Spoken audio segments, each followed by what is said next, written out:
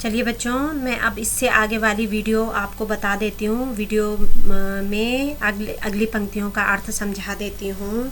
तो फिर क्या कहते हैं, यहाँ तक हो गया तो कहते क्या देख नहीं सकती जंजीरों का गहना, हथकड़ियाँ क्यों यह ब्रिटिश राज का गहना, कोलू का चरक चूँ जीवन की तान, गिट्टी पर उंगलियों ने लिखे गान, हूँ मूड खींचता लगा पेट पर, जुआ खाली करता हूँ ब्रिटिश अकड़ का कुआं, दिन में करुणा क्यों जगे रुलाने वाली, इसलिए रात में गजब ढा रही आली। तो फिर क्या कहते हैं कि स्वतंत्रता आंदोलन में सक्रिय भाग लेने से कवि तथा अन्य क्रांतिकारी देशभक्तों को अंग्रेज सरकार ने जेलों में डाल दिया था और उन्हें अनेक कष्ट दिए जा रहे थे, फिर भी वे साहसपूर्वक सब कुछ सहन कर रहे थे। और इसी संदर्भ में कवि कहता है कि हे कोयल, तुम आधी रात में चिल्ला रही हो, तो तुम इसलिए चिल्ला रहे हो कि हमारे शरीर पर ये जो बेड़ियां हैं, जिन्हें तुम बेड़ियां और हथकड़ियां समझ रही हो, तुम इन्हें देख नहीं सकती। ये हम स्वाधीनता सेनानियों के लिए हथकड़ियां नहीं, अपितु ये ब्रिटिश राज द्वारा दिए गए गहने हैं। अर्थात इन्हें पहनने में हमें शर्म महसूस नहीं हो रही। शर्म तो उन्हें महसूस होगी ना जो उल्टे काम करेंगे, जो चोरी और लूट मार करेंगे, खून करेंगे, और उन पे जब बेड़ियां और जंजीरें पहनाई जाएंगी तो उनके लिए शर्म की बात होगी। लेकिन ये हमारे बड़ी गर्व की बात है कि हम देश को स्वतंत्र कराने के लिए हमने ये जंजीरें पहनी है। तो इसलिए जंजीरें नहीं, ये हमारे लिए क्या है, गहनों के समान है। फिर आगे कहते हैं, कोल्हू का चरक चूँ जीवन की तान, गिट्टी पर उंगलियों ने लिखे हैं गान।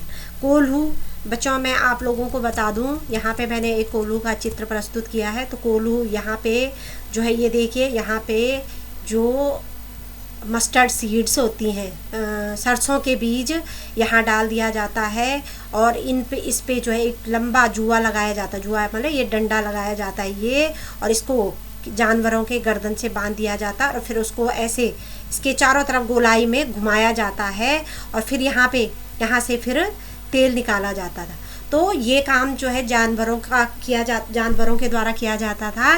लेकिन बच्चों, अंग्रेज़ों ने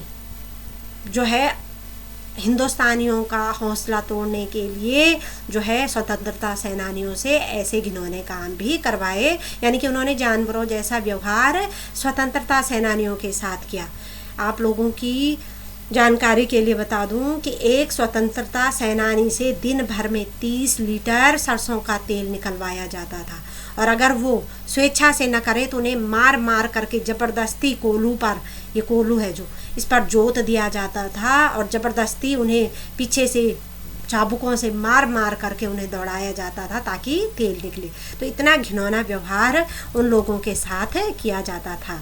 तो वो कहते हैं कि कोल्हू की चर्रक चूं, अब जब कोल्हू चलता है ना तो उससे चर्र चूं की आवाज़ आती है। तो इस तरह से वो कहते हैं कि कोल्हू की जब कोल्हू चलता है, खींचना पड़ता है, तो उसमें से चर्रक चूं की आवाज़ को हम जीवन का संगीत मानते हैं, यानी कि हम उसे जीवन का संगीत मानते हैं। वो उसमें हमें परेशानी तो होती है लेकिन हम उसे देश के लिए हंसते हंसते सह लेते हैं।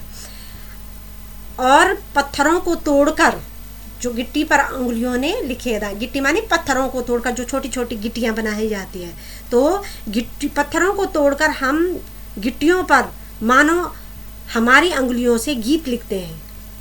अब वो कहते हैं कि हूँ मोट खींचता लगा पेट पर, जुआ खाली करता हूँ ब्रिटिश अकड़ का कुआं। तो वो कहता है कि अब मैं क्या करूँ, जेल में पेट पर जुआ बांधकर, जुआ वही जैसे मैंने बताया था ना कि गले में बांध करके जानवरों को खींचा जाता, तो उसी तरह से किसी के गले में बांध करके और किसी के पेट में बांध करके, है ना, मोट या चरस को खींचता हूँ और कुएं से पानी निकालता हूँ। अब जिस तरह से तेल निकाला जाता था उसी तरह से एक चरस भी होता है। तो चरस चमड़े का एक बर्तन होता है और उसको क्या करते हैं, कुएं में डाला जाता है और एक डंडे से उसको बांध दिया जाता है और उसको जानवरों को घुमाया जाता है, तो वो उस थैले से पानी बाहर निकलता रहता था। तो अंग्रेज जो जानवरों का काम था वो हिंदुस्तानियों से या क्रांतिकारियों से भी करवाते हैं।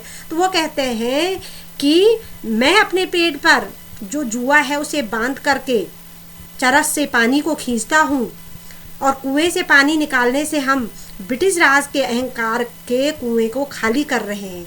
यानी कि हम उनके सामने हार नहीं मानते, और जब हम उनके सामने हार नहीं मानते तो इससे जो है उनकी अकड़ धीरे धीरे कम होने लग जाती है। जैसे कुएं से पानी निकाल करके कम होता है ना, वैसे ही जब हम उनके सामने झुकते नहीं है, ब्रिटिश राज के सामने झुकते नहीं है, तो धीरे धीरे हम उनकी अकड़ कम करते रहते हैं। फिर वो कहते कोयल से, दिन में करुणा क्यों जगह रुलाने वाली, इसलिए रात में गजब ढा रही आली। उसके बाद वो कहते हैं कि हे कोयल, तुम्हें पता है कि दिन में हम जो है क्रांतिकारियों को घोर यातनाएं दी जाती है, उस समय अंग्रेजों से किसी करुणा की आशा नहीं की जा सकती है।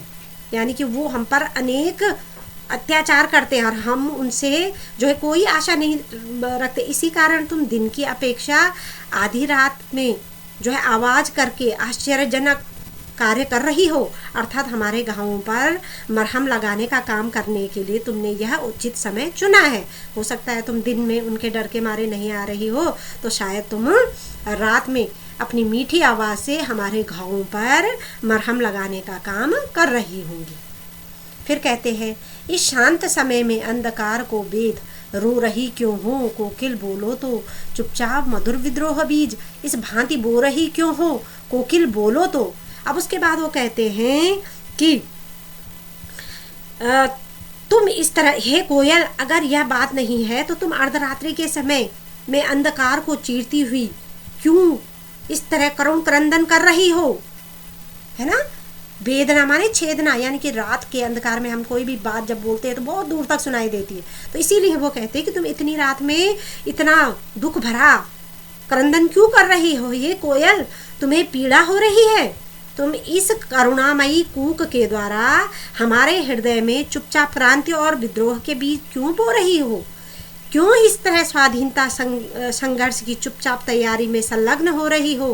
कोयल, तुम कुछ तो बोलो, यानी कि तुम क्या हमारा हौसला बढ़ा रही हो, क्या तुम हमारे मन में विद्रोह का बीज बोने की कोशिश कर रही हो।